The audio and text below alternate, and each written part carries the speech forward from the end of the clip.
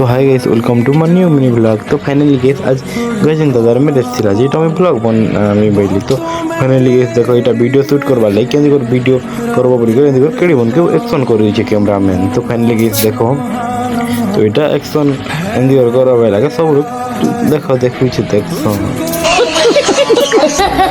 তো finally guys দেখো ଏବେ କ୍ୟାମେରା ଭିତରେ ଫଟୋ ସୁଟ୍ ହୋଇছে ଦେଖିପାରୁଥିବ।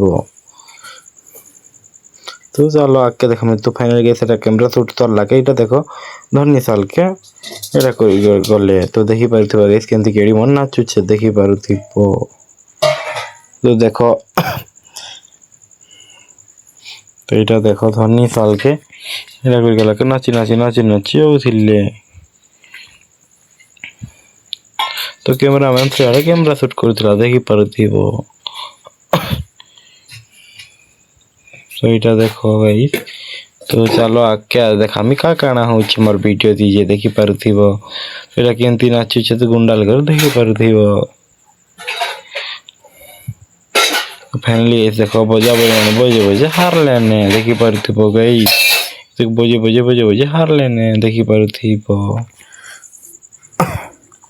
तो फाइनली गाइस देखो तो इटा देखि पारुथिबो गाइस। तो चलो मैं अगर वीडियो हम आके केंदी तो फाइनली देखो केडी मन केंदी दूर कुटे दउ छन।